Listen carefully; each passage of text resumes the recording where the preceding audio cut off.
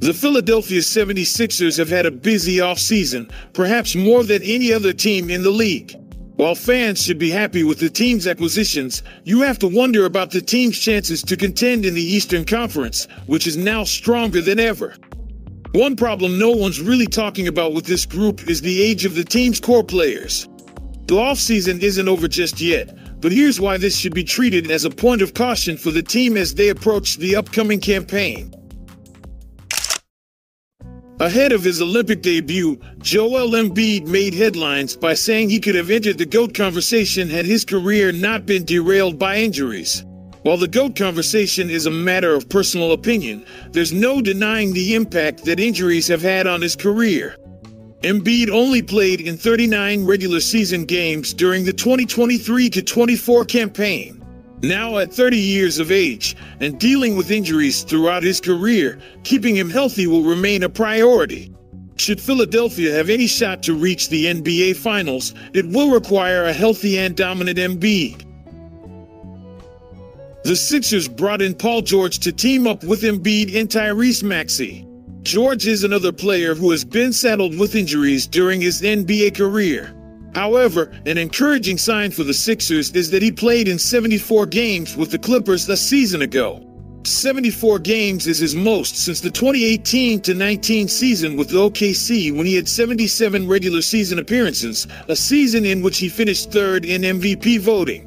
The reality is that with two of the 76ers' top three players, there are frequent injury concerns.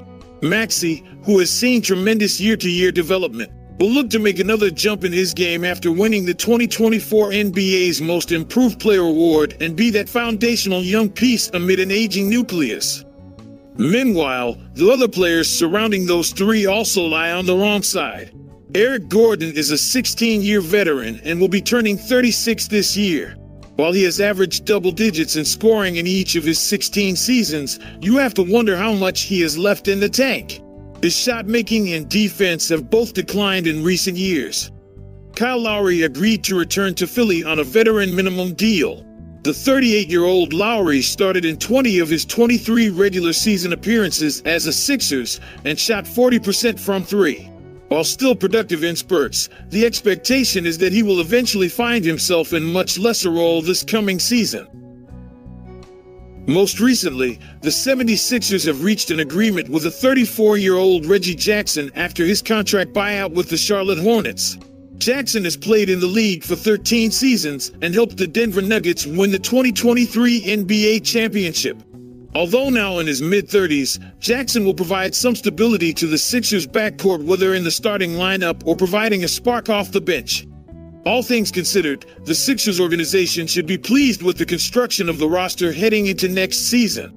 Between star power and quality depth, Nick Nurse has quite a team to work with for the next season. They just need to be cautious with the team's age and pontificate about finding ways to go deeper to cover all bases. The Sixers is attempting to prove this formula still works with new apron rules. After signing Paul George, Philly are now arguably the most top-end talent in the league. But should it make them one of the favorites in the Eastern Conference?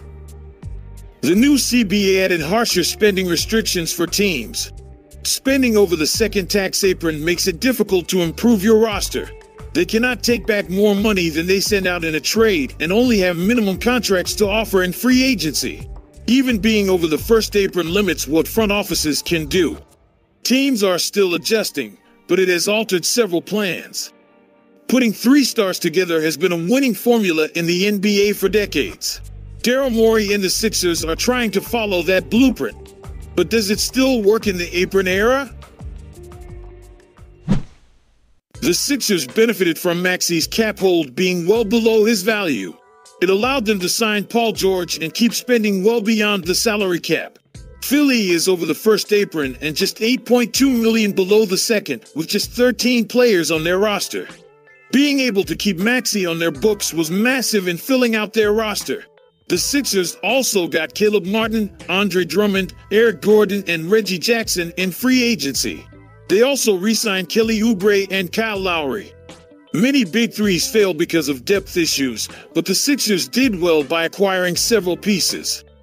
Daryl Morey set his sights on a third star for more than 1 year. The Sixers will be relying on several rotation players in their mid-30s, and things could break down quickly if their three best players struggle to gel. Big threes are not always successful, and Philly is relying on two stars with significant injury histories. Adding talent from this point is significantly more difficult. The Sixers signed Kenyon Martin Jr. to a $7.9 million contract to potentially use in a trade. It gives them one avenue to upgrade their roster if the right deal comes along. They can only take back 110% of his salary in a deal. So, finding the right option won't be easy. Philly have still a couple of open rooms on their standard roster. Meanwhile, all three of their available two-way spots have been taken. Teams can carry as much as 20 in training camp, giving them some more legroom to make. While the roster is still not spotless, the Sixers seem ready for next season with their current deck. Having said that, a team as vulnerable as them on the injury department would be best served reinforcing at every position. Thankfully, the team should now be a hotspot for ring-chasing veterans who can also double as viable rotation cogs. The Sixers' recent additions have somehow eluded the team's most pressing need of forward depth. Beyond Paul George, the team only has two undersized wings, masquerading as full-time forwards in Kelly Oubre and Caleb Martin. While both are capable, it leaves Philly just one George injury away from being completely depleted in that role.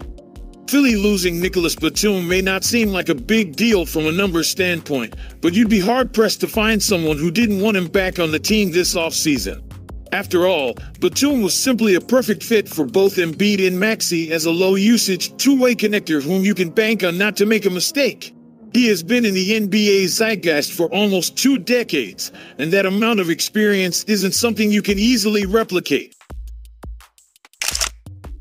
For an end-of-the-bench role, the Sixers can do with players who won't be expected to log much court time unless completely necessary. In that case, going after players with niche skill sets would be a savvy way to clarify roles while providing useful depth. One area that the front office should augment is three-point shooting. A player to snag for a minimum who knows where to be on the court and exploit sagging defenders would be a nice emergency asset to have. Title contenders traditionally make swings for veterans to fill out the roster, and it would be in Philadelphia's best interest to not wreck the altar and do the same.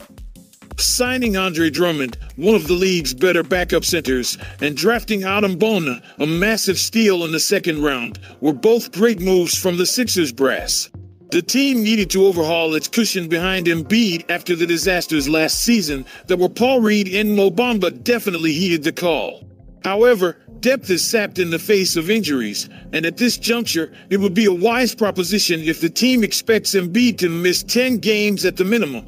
So, doubling down on depth at center should be a point of emphasis as they seek to improve the roster on the margins. The Sixers now have Embiid, George, and Maxey. They have plenty of top-tier talent.